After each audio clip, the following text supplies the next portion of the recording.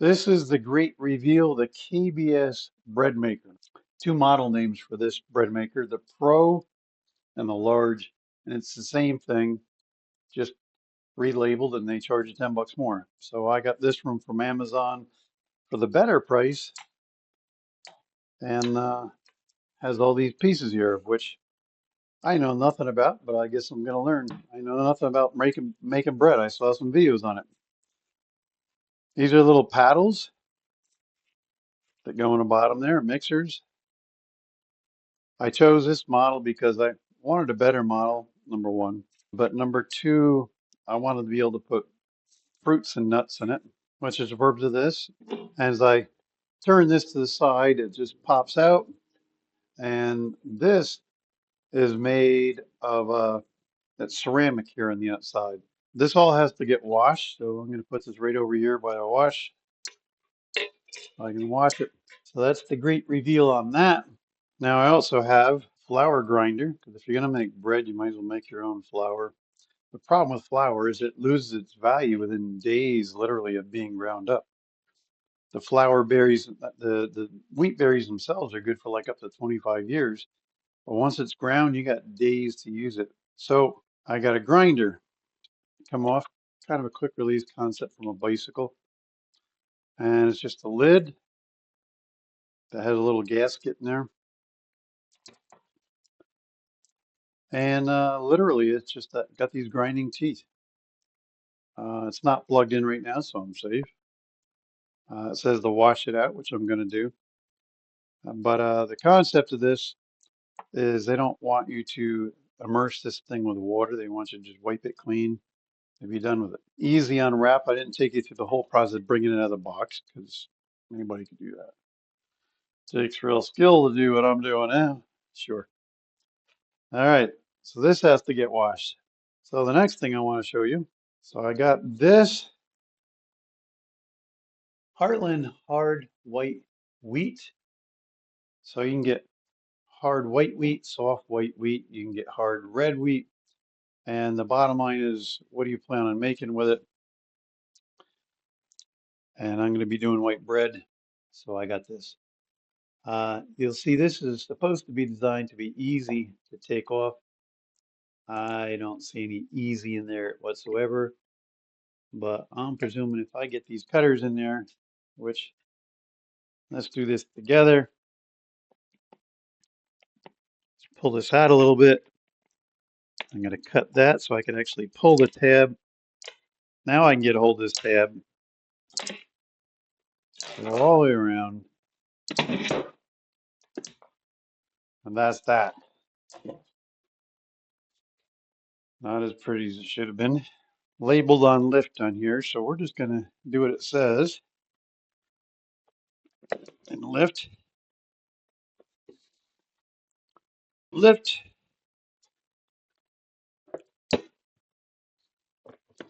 All right, I got it open.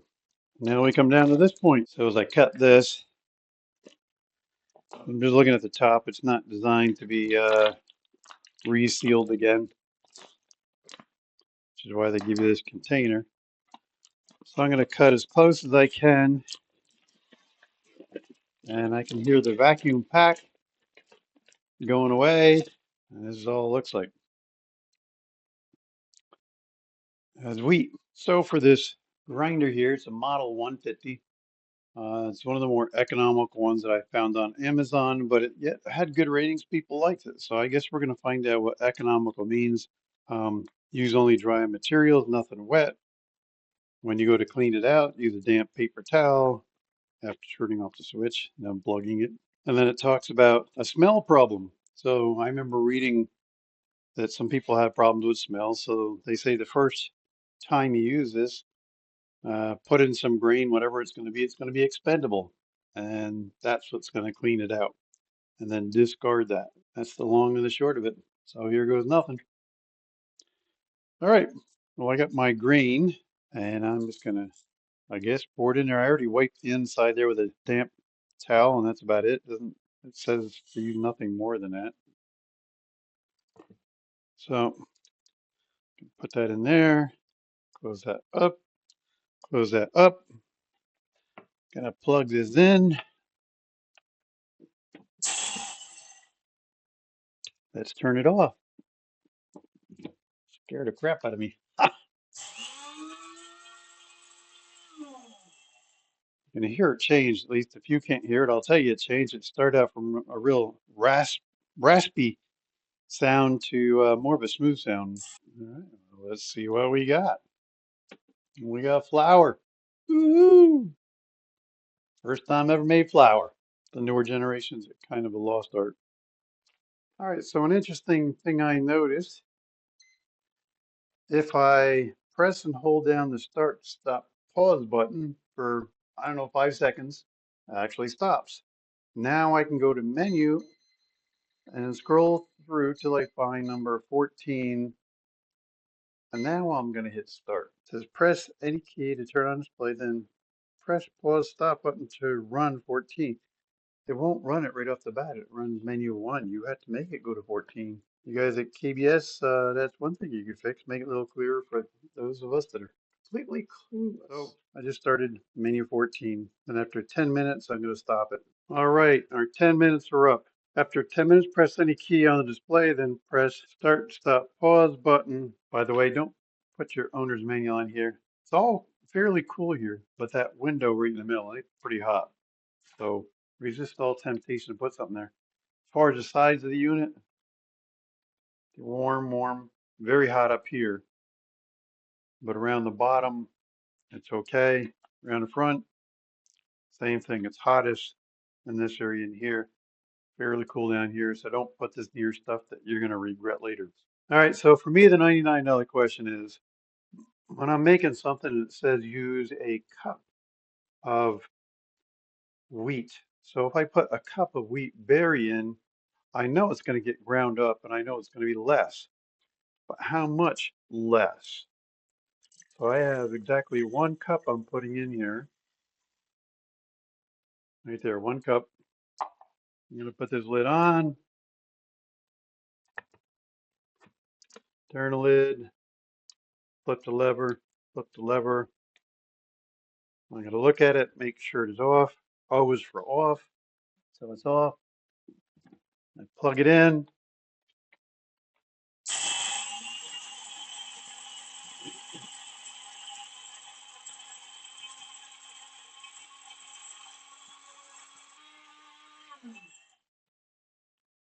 All right, before I go too much farther, unplug this. Open this up. I got flour. Question is, how much flour? All right, for those of you that are pros, I'm sure there's a more intelligent way to do this than what I'm doing. So I wind up with 1 1/8 cup. So ironically, if I make whole wheat bread according to their instructions here, I need 1 1/4 cups or 200 grams. Well, you just happen to have enough. Got it plugged in. You did quite a bit of torque. How that just pushes out.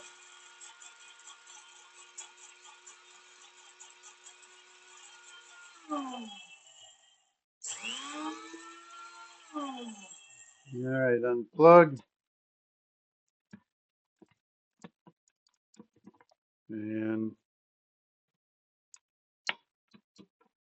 1 1/4 cups. Right now I've got less than 1 1/4. And again, there's got to be a better way to do this. Actually, I'm just going to scoop it out for right now. I don't want to put in cold water because it supposedly slows down the process. I read that somewhere. So for water, I want to use 7/8 of a cup. Alrighty, well, this is 500 milliliters, so about half one of these bottles. But the funny thing is, I'm running out of measuring stuff. So for now, I'm just going to put this flour on here. That's my 1 1/4. Put that in first. It doesn't say whether I'm supposed to let this thing cool off or what. I can definitely feel it cooling off. Well, the only thing I find in the house is avocado oil. So that's what I used on that shaft. 7/8 of a cup. There's my 7/8 of a cup. 7/8 of a cup to make 1.5 pound loaf. And unsalted butter. Who does unsalted butter? All right, so I got to do a look and see how much salt is in unsalted butter because they want you to put salt in.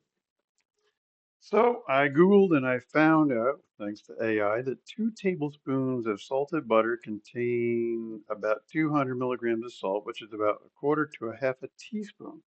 1 teaspoon, and this says half a teaspoon, so it only needs a half a teaspoon more if I use buttered salt, I guess.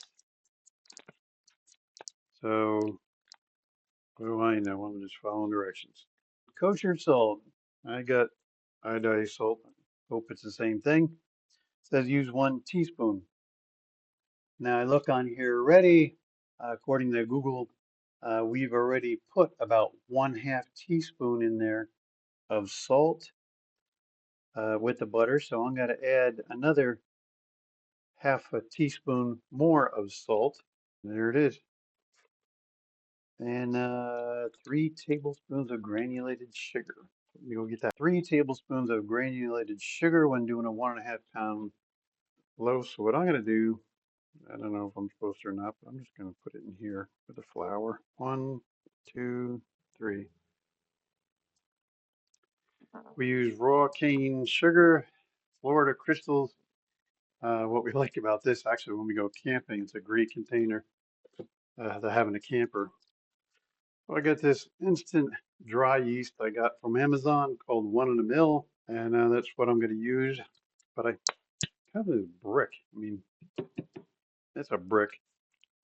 So we saved these plastic containers. Remember I told you they're great for camping? All right, I'm just going to pour it in here.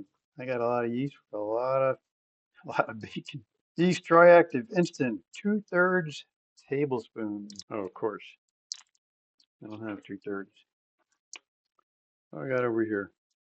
Well, the recipe calls for 2/3 teaspoon. I have nothing to measure 2/3 of a teaspoon. I got nothing in my drawer to measure 2/3 of a teaspoon. I don't even know if they make anything for 2/3 of a teaspoon. But what I did is I go to Google. The closest combination use a half teaspoon measure and 1/1/8. And I suddenly realized when I'm looking at this thing, I don't know what I'm thinking when I'm reading this, but I was reading it wrong. Actually, for yeast, it says 2 tablespoons. Sorry, 2 teaspoons. There's a difference. The little measuring thing here, it's got 2 teaspoons. So, throw that back in there. 2 teaspoons of yeast. That's 1, 2. And I put sugar in already. Oh my gosh. I just confused the 2 recipes, doing a quick, doing a whole wheat. One takes 2/3 teaspoon, the other one takes 2 teaspoons, almost 3 times as much. So what I did, I went back to the flour. I tried to scoop out as much as I can. Oh my gosh. So I'm going to put 2 in there, and I'm sure I've already got enough in there. This first loaf, it's not supposed to come out perfect. So that ain't gonna. All right, got the yeast, got the bread flour, got the whole flour in. The bread flour I just affected. So now I want to have back to 1 cup again. So I think I recovered back to normal again. Oh my gosh. So really the whole thing is all messed up. So I got a choice to keep going or to quit while I'm still ahead. And where's the fun in quitting while I'm still ahead? So I'm just gonna keep going. And it's the first loaf. It's not supposed to be good. So here goes nothing. If it comes out terrible, I know it was all me. Alrighty, well the bread is done, or whatever it might look like. I told my wife we might be having cookies. So. Or a brick. Or a brick. Oh gosh. So now we unscrew this a little bit, and we pull it right out. And we're just going to leave that open there. How do we get it out of there? Flip it over, maybe.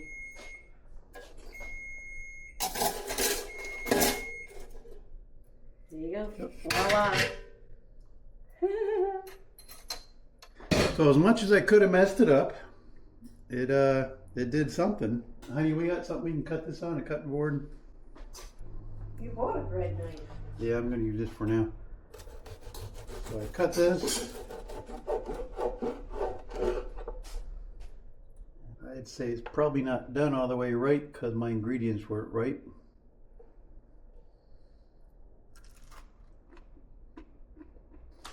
Next time we better. So that's how well my bread cutter works. Look at that.